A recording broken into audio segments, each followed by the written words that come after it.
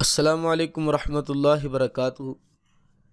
آج کے سبق میں انشاءاللہ ہم جملہ فعلیہ، سوالیہ اور منفی بنانے کی مشق کرتے ہیں۔ تو جملہ فعلیہ منفی کیسے بناتے ہیں یہ ہم نے پچھلے سباق میں پڑھا کہ جملہ فعلیہ منفی اگر بنانا ہو تو فعل ماضی سے شروع ہو رہا ہو تو اس کے شروع میں صرف ما لگا دیں،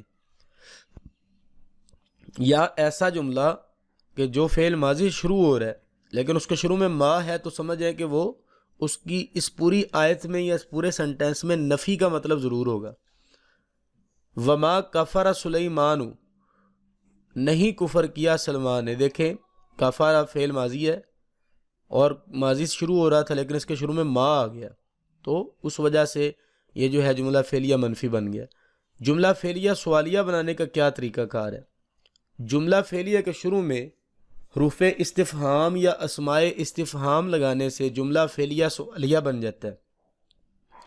حروف استفہام یا اسماء استفہام حل، اس کے علاوہ بھی ہیں، یہ ہم انشاءاللہ نیکسٹ ویڈیو میں پڑھیں گے تو یہ وہاں پر اس کی وضاحت کریں گے، وہ ضرور دیکھیے گا۔ تو آپ دیکھیں افتحت الباب، یہ جو ہے جملہ فعلیہ فتحت تھا، اس کے شروع میں آ لگا دیا، یہ حرف استفہام ہے تو یہ سارا جملہ فعلیہ سوالیہ بن گیا۔ مثالیں دیکھیں ذرا، هل علمتم ما فعلتم بیوسف واخیہ، یہ ایک پوری آیت ہے قرآن پاک میں، سورہ یوسف میں آتی ہے۔ اللہ تعالیٰ فرماتے ہیں کیا تمہیں یاد ہے جو کچھ تم نے یوسف اور اس کے بھائی کے ساتھ کیا تھا؟ هل علمتم ما فعلتم بیوسف واخیہ، علمتم سے شروع ہو رہا ہے یہ جملہ اور علمتم فعل ماضی ہے، آپ کو پتہ ہے یہ جمع مذکر حاضر کا صیغہ ہے، اور علم یعلم اس کا باب ہے۔ علم، علما، علمو، علمت، علمت، علمنا، علمت، علمتما، علمتم، تو یہ واحد مذکر جمع مذکر حاضر کا صیغہ ہے، سیکنڈ پرسن ہے اور اس کا مطلب یو ہوتا ہے آپ۔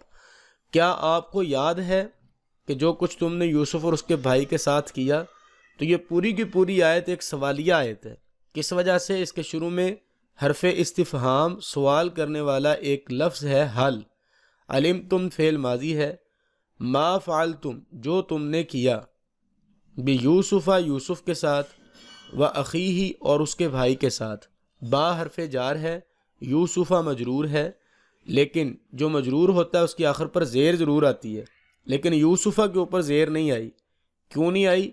کیونکہ ہم نے پڑھا کہ جو انبیاء کے نام ہیں سوائے 5 نبیوں کے، جس طرح ہود، محمد صلی اللہ علیہ وسلم، لوط علیہ السلام، اس طرح 5 نام جو ہیں، ان کے علاوہ جتنے بھی نبیوں کے نام آئیں گے، نبیوں کے نام کے نیچے زیر نہیں آئے گی، ٹھیک ہے؟ پورے قرآن پاک میں جتنے بھی انبیاء کے نام آتے ہیں، انبیاء کے ناموں کے نیچے زیر نہیں آتی۔ جس طرح یوسفا، یونسا تو ہوگا، یونسی کہیں قرآن پاک میں نہیں ہوگا، یوسفی کہیں قرآن پاک میں نہیں ہوگا۔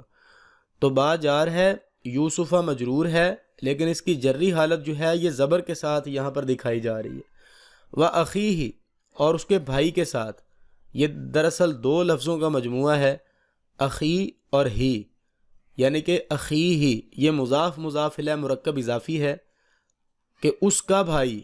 ہم نے پڑھا تھا کہ مرکب اضافی وہ ہوتا ہے کہ جس کے ترجمے میں کا، کے، کی کا آئے لفظ، تو وہ اخیہ اس کا بھائی، کا آ گیا نا یہاں پہ۔ اگلی مثال دیکھیں، افحسبتم انما خلقناکم عبثا، یہ اللہ تعالیٰ نے 18ویں پارے میں یہ آیت آتی ہے، سورہ نور سے پہلے والی جو آیت ہے، جو سورت ہے اس کے آخر پر، کیا تم یہ خیال کرتے ہو کہ ہم نے تمہیں نکما پیدا کیا ہے؟